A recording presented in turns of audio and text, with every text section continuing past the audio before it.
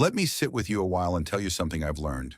Not from books, not from television, but from walking through life with open eyes and an open heart. If you're between 65 and 80, you might be wondering how to still turn heads, how to be attractive without trying too hard, maybe without saying a single word. I've been there. I've sat in the quiet corner of a room and felt invisible. And I've also seen the sparkle in someone's eye when they look your way. Not because of what you say, but because of who you've become. Let me tell you, it is never too late to carry that quiet magic, that silent magnetism. It is not about flashy clothes or silver tongues. It's about presence, energy, a kind of gravity that comes from the inside. Let me tell you what I've learned about being silently irresistible in this chapter of life. When you reach this age, the world often makes you feel like your best years are behind you. You feel like people look through you. You wonder if you've become invisible. You want connection. You want to feel desired, seen, respected. But the usual tools, youthful charm, fast talk, chasing after people, don't feel right anymore. They don't work. And thank goodness for that. Because the truth is, something more powerful is waiting for you. It's quieter, but it speaks louder than anything you can say. I discovered the first trait sitting on a park bench, watching the world pass. It's stillness, the kind that draws people in, the kind that makes someone want to know what you're thinking. It's not about being stiff or stuck. It's about not needing to chase the moment. When you carry stillness, you move with the pace of someone who's lived. You listen with your eyes, you nod with purpose. People feel safe around that. They lean in. They want to be near it. Stillness doesn't mean you're boring. It means you've stopped needing to prove anything. That's irresistible. The second thing I noticed, I learned at a funeral. A friend passed away. He was well into his 80s, and the room was full of people, not because he was loud, but because he made others feel important.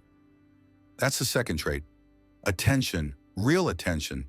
When you look someone in the eye and let them finish their sentence. When you don't rush to talk about yourself. When you hold space for their story. That kind of attention is rare. People feel it. You don't need to say a word. Your energy says, I see you. That's powerful. That's magnetic.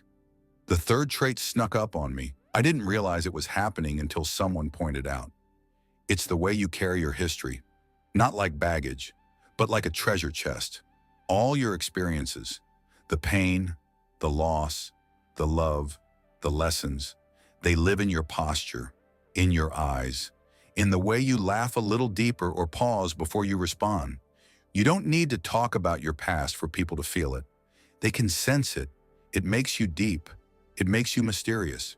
That quiet strength draws people in. They may not know why, but they want to be near it. Fourth is something that took me decades to understand. It's self-respect. Not the kind you wear like a badge, but the kind that lives in how you treat yourself. When you eat well, when you dress with care, when you move with purpose. You tell the world without saying anything, I matter. That makes others pay attention, because they see someone who knows their worth. You don't need to convince anyone of your value when you believe in it yourself. That silent confidence is like a magnet. People feel drawn to it without even realizing why. I was at a diner once, just sipping coffee. A woman about my age walked in. She didn't speak to anyone, but the room shifted, heads turned. It wasn't her clothes or her hair, it was her joy. That's the fifth trait, a quiet joy. Not loud laughter, not forced smiles, but a lightness in the way you carry yourself.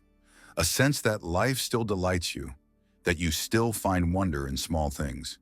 When you hum a tune while waiting in line, when you smile at a child just because. That energy is contagious. People want to be around it. It makes them feel like maybe, just maybe, life can be beautiful at any age. And finally, the sixth trait. This one is the most powerful. It's presence. Being fully where you are. Not distracted, not half there.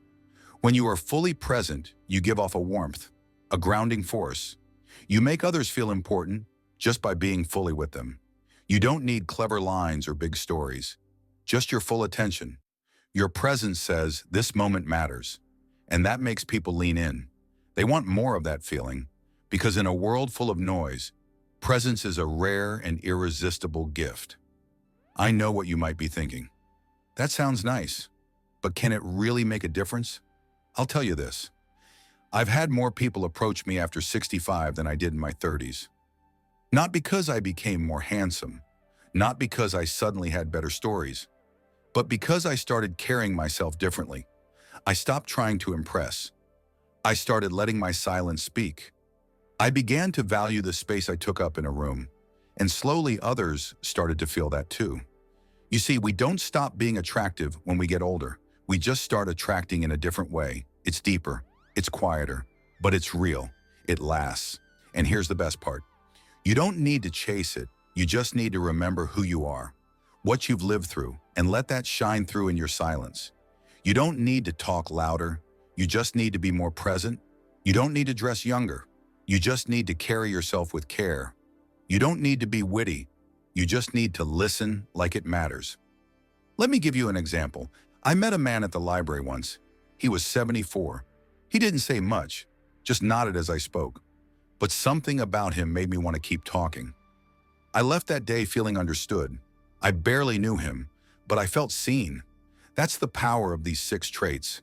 They make others feel something, not because you tried to impress them, but because you brought the full weight of your lived experience into that moment. And here's the beautiful truth. Every single one of these traits is already inside you. They've been built over decades, through heartbreak, through joy, through loss, through lessons. All you have to do is stop hiding them. Stop thinking you have to say the perfect thing or look the perfect way. Your power now lives in what you don't say, in the way you enter a room, in the way you notice a person, in the way you stay still while the world rushes by. So if you're between 65 and 80 and wondering if you still have it, let me say this clearly, you do. Not in the way the magazines talk about, not in the way the world of youth measures it, but in a way that is richer, more meaningful, more lasting. You have the ability to make people feel something powerful without opening your mouth, just by being there, fully, quietly, confidently. So next time you walk into a room, don't shrink, don't rush, don't apologize for your age. Stand tall, move slowly, look people in the eye, smile if you feel it, let your silence speak, let your presence hold space, and watch what happens. Watch how people respond, not with fanfare, not with whistles, but with stillness, with attention, with warmth. That's the kind of attraction that doesn't fade. That's the kind of charm that speaks louder than any words. And if you ever doubt it, remember this. Some of the most irresistible people I've known after 65 barely said a word. They just were, and that was enough. So walk forward, quietly, strongly, and let the world feel your presence. Now let's clear some common questions. In a society obsessed with noise and youth, how can someone age with grace, yet still command attention? Ah, my dear friend, let me tell you something about growing old in a world that seems to worship the roar of the moment and the sparkle of the young. You see, I have lived through enough decades to watch the world spin in all directions. I've watched cities rise and fall, seen the tides of fashion and opinion wash over generations like waves on the shore. And in all that time, I have learned that aging with grace while still commanding attention is not about shouting louder. It is not about competing with the noise. It is about becoming the still point around which the chaos swirls. When I was a young man, I too believed that to matter, one must be seen.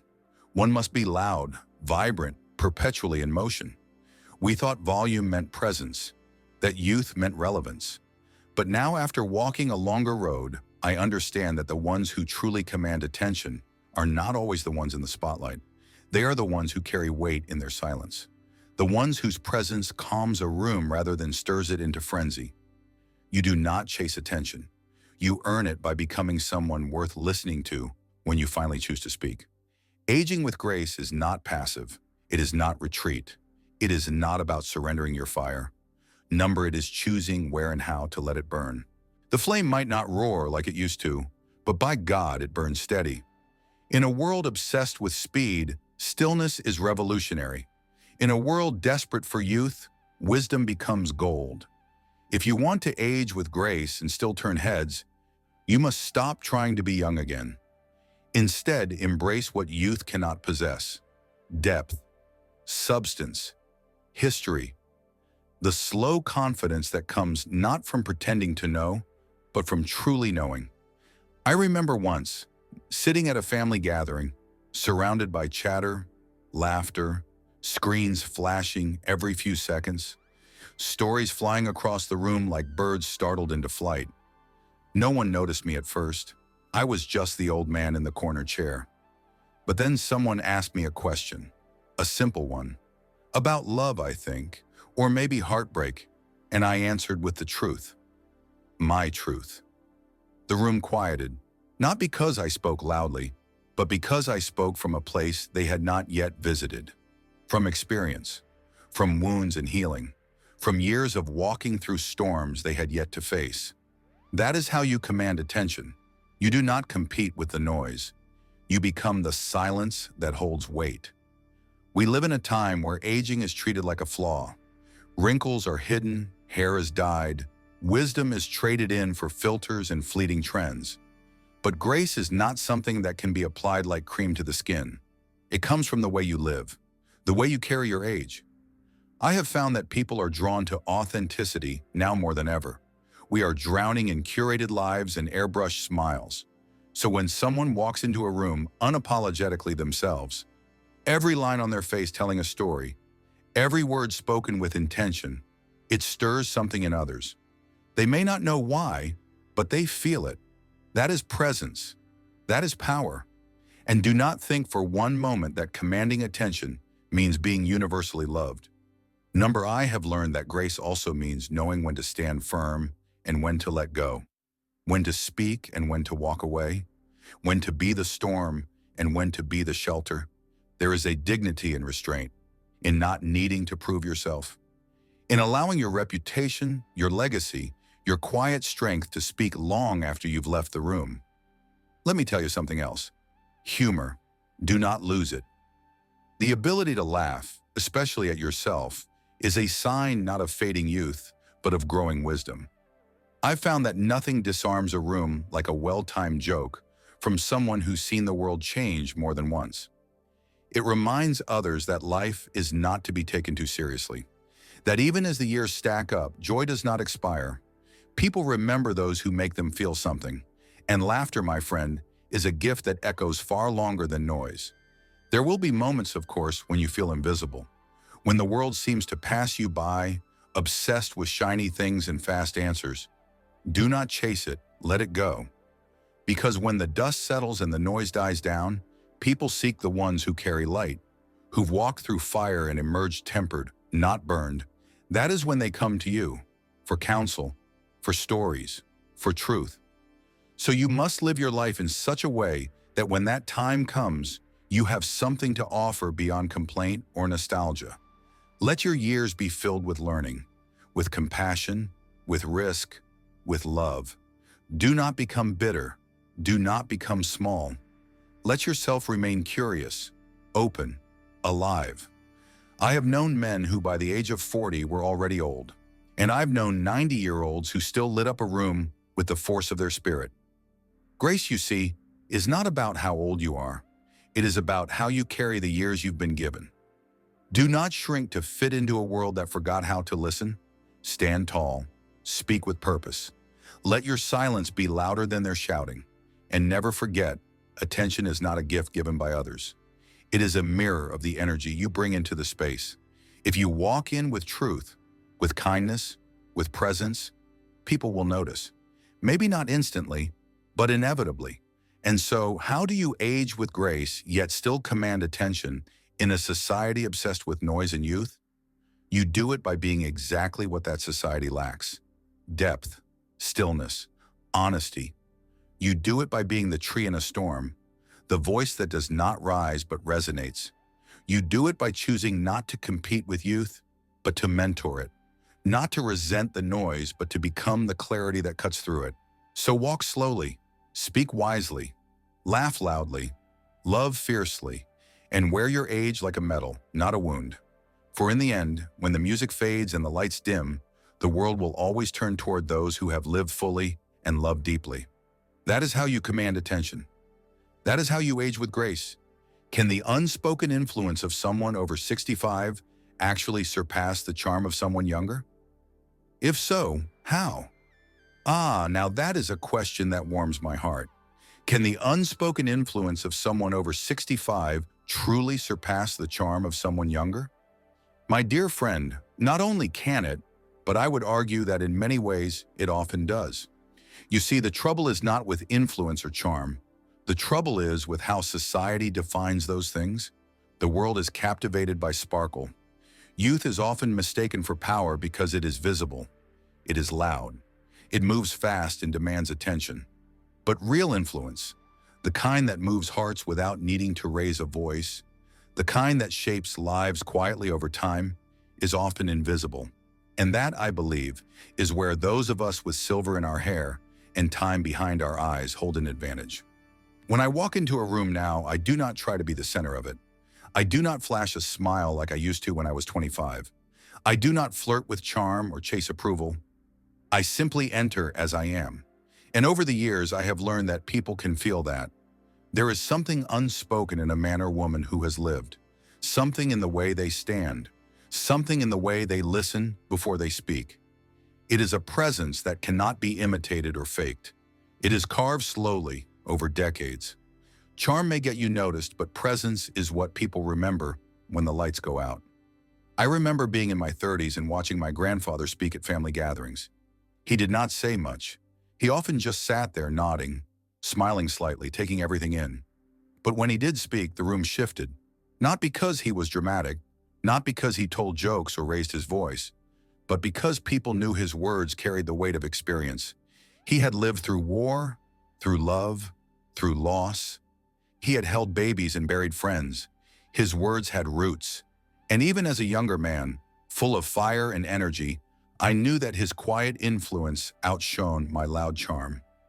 There is something magnetic about someone who knows themselves, truly knows. Not the kind of knowledge that comes from books or motivational slogans, but the deep knowing that comes from having survived things, from making mistakes and sitting with them, from losing and loving and learning what matters in the end.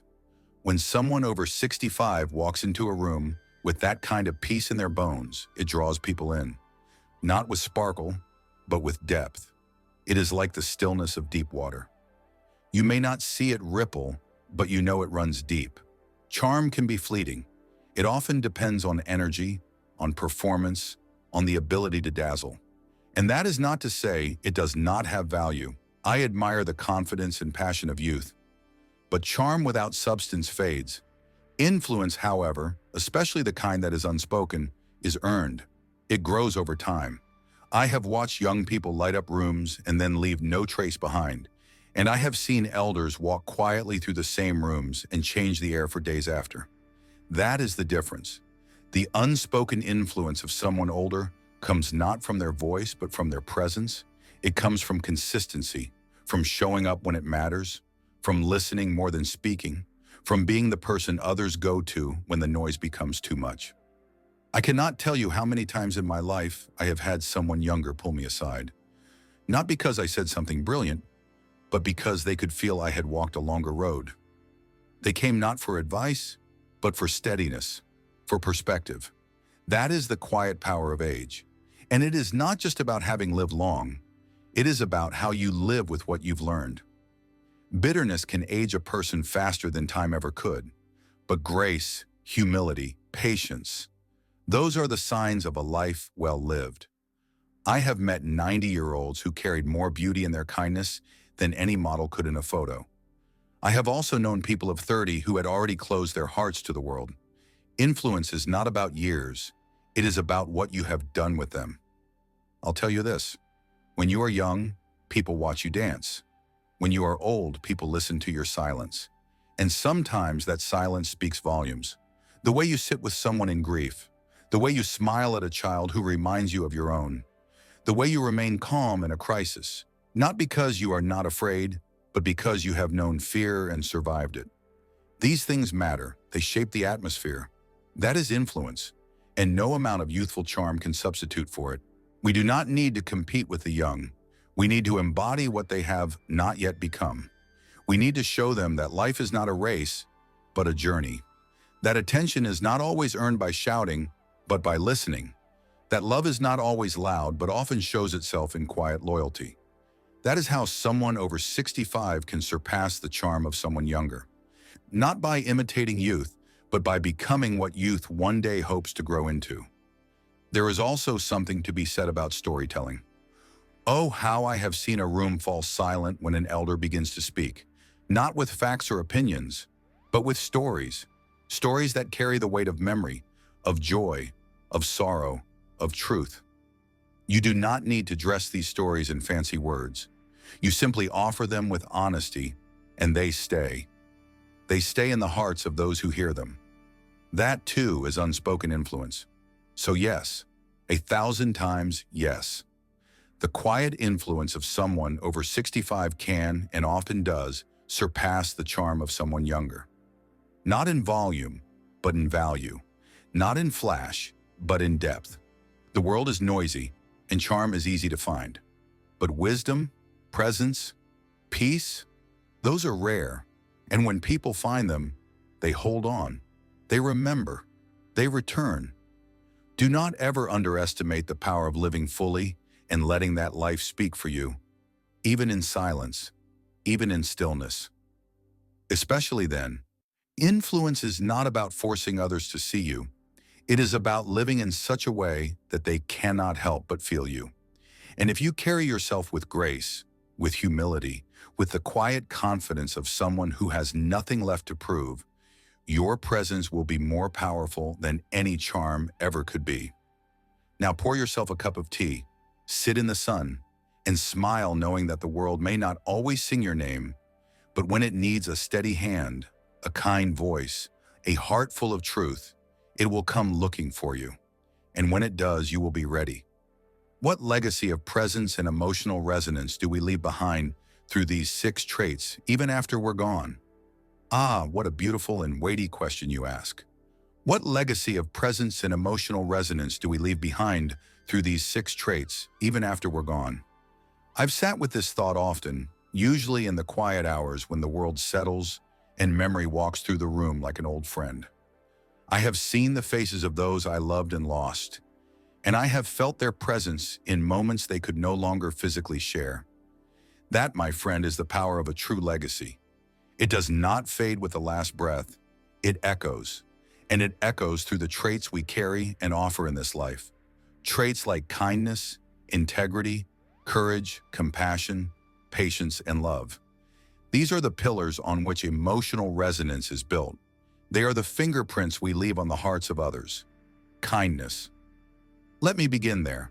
It is such a simple thing, often dismissed as soft or insignificant. But do not let the quietness of kindness fool you. It is a force. I still remember the gentle hand of a teacher on my shoulder when I was 10 and afraid to speak. She didn't say much, just looked at me like I mattered. That moment, so small at the time, stayed with me all my life. You see, people forget what you said. They forget what you did, but they never forget how you made them feel. A kind word, a warm smile, a gentle gesture when someone is breaking. These are the threads that hold our memory in the hearts of others long after we are gone. Then there is integrity. Integrity. That stubborn, shining trait that demands we do what is right even when no one is looking. I have made my share of mistakes. Lord knows I've stumbled. But the moments I stood firm, the moments I chose truth over comfort, those are the ones that gave my life its spine, and others noticed. They may not have said anything at the time, but later, years later, someone would tell me they remembered. They remembered when I refused to cut corners, when I kept my word even though it cost me. That is what integrity does. It lingers, it inspires, it plants seeds in the minds of others, who then choose to stand a little straighter themselves. That is legacy. Courage. Now there's a trait that does not always look like we expect. We imagine it loud, heroic, bold. But more often, it is quiet. It is the courage to get up again after failure. The courage to apologize when pride is screaming not to. The courage to speak truth in a room full of lies. I remember once, During a difficult time in my life, I had to stand alone for something I believed in. People distanced themselves. It hurt. But over the years, one by one, some of those very people came back to thank me. They said I gave them permission to find their own voice. That is what courage does. It ripples. It becomes part of someone else's story, and it does not die when we do. Compassion is one of those traits that has shaped every relationship I ever cherished. To truly see someone, to feel with them rather than for them. That is rare, and yet every time I showed compassion, I felt my life stretch wider, deeper. I once sat with a friend who was grieving. I had no advice, no answers, just my presence. I held his hand and we cried. That moment changed us both, not because of words, but because of the silent understanding that said, "You are not alone." That is compassion. And when we are gone, the people we've sat with in sorrow will remember that they did not suffer alone. That is a legacy of presence, and it does not fade. Patience. Now that's a virtue that took me decades to grow into. In my youth, I rushed everything. I wanted answers fast, results now. But life in its wisdom slowed me down. It taught me that the most meaningful things take time. Relationships, healing, understanding. I remember mentoring a young man once. He was bright, restless, full of energy. He kept making the same mistake. And every time I sat with him, talked him through it again. Years later, he told me that what helped him most was not my advice, but my patience. That I never gave up on him. That I saw who he could be, not just who he was. That my friend is the echo of patience. It tells people they are worth waiting for. That they are not defined by their worst moments. That is a gift we leave behind that lives on and on. And then love, the greatest of them all. Love, not as a fleeting feeling, but as a choice, a practice, a lifelong offering. I love my wife every day of our 53 years together. Not always perfectly, not always easily, but always intentionally. And now, even after she has gone, I feel her in everything. In the way I fold laundry, in the way I hum her favorite tune when I'm alone. Love is the one trait that transforms every other. It is what makes kindness sweet, what gives courage meaning, what gives integrity its soul. The people we love carry us with them. Our words, our touch, our laughter. They become part of someone else's rhythm. And that, I believe, is how we never truly die. When we are gone, the world will move on. That is the truth, but the emotional imprint we leave behind through these 6 traits will continue to live. In the choices our children make, in the stories our friends tell, in the quiet moments when someone remembers a kindness or a lesson or a look that said everything words could not. We are remembered not by how loudly we lived, but by how deeply we touched others. Our legacy is not carved in stone or written in headlines. It is etched into hearts. It is carried in habits, in songs, in the way someone holds another's hand because we once held theirs. So live in such a way that your presence lingers, that your absence is felt not as an emptiness, but as a warmth. Be kind even when it is not returned. Be honest even when it costs you. Be brave even when you tremble. Be compassionate even when your own heart is breaking. Be patient, especially when it is hardest. And above all, love. Love like your time is limited, because it is. And what you leave behind is not a monument. It is a mirror, a reflection of the life you gave to others, piece by piece, day by day. And when they speak your name, may they smile. May they pause and remember the way you made them feel seen, safe, heard. That is the legacy of presence in emotional resonance, and it is the most enduring legacy of all. If you liked today's discussion, don't forget to like the video, and if you haven't subscribed to the channel yet, hit the subscribe button and the bell icon to stay updated with every video we release. And yes, don't forget to share your experiences and thoughts in the comments. Every comment is special to us. Your feedback helps us improve further. We'll continue to meet you in every new video on this channel, so until next time, take care.